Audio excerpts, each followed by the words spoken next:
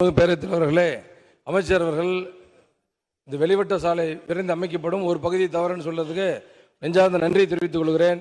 அதே மாதிரி நம்ம கேஆர் தோப்பிலிருந்து முத்துராயக்கம்பட்டி வரையிலும், அழகு சமுத்திரத்திலிருந்து முத்துராயக்கம்பட்டி வரையிலும் சாலை ரொம்ப குறுகலாக இருக்கிறது. அதே மாதிரி பெங்களூர் பைபாஸ் ரோட்டில் அரசு பொறியியல் கல்லூரி அங்கிருந்து முத்துராயக்கம்பட்டி பச்சாயகோவில் வரைக்கும் ரொம்ப முக்கியமான இந்த 3 சாலைகளையும் விரிவாக்கம் செய்ய வேண்டும். அதே மாதிரி சேலம் முக்கியமான பகுதி பள்ளப்பட்டி சூரமான சாலையில் வரலட்சுமி திருமண மண்டபத்துக்கு பக்கத்தில் குழாய் பாலம் இருக்கிறது. எங்களுடைய மாண்புமிகு சுற்றுலாத்துறை அமைச்சர் இடத்துல சொல்லும் பொழுது அவர் ஆய்விலே மாண்புமிகு ராஜேந்திரன் அவர்கள் ஆய்விலே சொல்லும் பொழுது கூட அந்த பாலத்தை உடனடியாக செப்பனிட்டு தர வேண்டும் என்று அன்றைக்கு சொன்னார்கள். அந்த குழாய் பாலத்தை மாற்றி பெட்டி பாலமாக மாற்றி தர வேண்டும். அதே மாதிரி மாண்புமிகு அமைச்சர் அவர்களிடத்தில் 2 ரவுண்டானா கேட்டேன். நம்ம புது ரோட்டிலையும் சேலம் பால்பனைக்கு பக்கத்திலையும் புது ரோட்டில் ரவுண்டானா 5.5 கோடியில் அமைத்து மிகச் சிறப்பாக வேலை செய்து கொண்டிருக்கிறீர்கள்.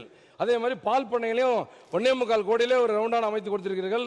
அதற்காக மாண்புமிகு அமைச்சர் அவர்களுக்கு நெஞ்சார்ந்த நன்றியை சொல்லி, அதுக்கு பக்கத்தில் எஸ்கொல்லப்பட்டின்னு ஒரு ஊர், அங்கேயும் ஒரு ரவுண்டானா வேணும், அந்த ரவுண்டானாவை அமைச்சர் அவர்கள் செய்து கொடுப்பாரா என்று கேட்டு, சேலம் 5 ரோடில் இருந்து 3 ரோடு வரைக்கும் மழைநீர் வடிகால் பயங்கரமாக மிக முக்கியமான இடம், மழைநீர் வடிகாலை அமைத்து தர வேண்டும் என்று மாண்புமிகு அமைச்சர்களிடத்திலே தாங்கள் வாயிலாக கேட்டு அமர்கிறேன். மாண்புமிகு அமைச்சர். மாண்புமிகு பேரவைத் தலைவர்களே, அவர் ஒரு கேள்விக்கு பதிலாக 9 கேள்வியை தொடர்ந்து அவர் கேட்டிருக்கிறார்கள்.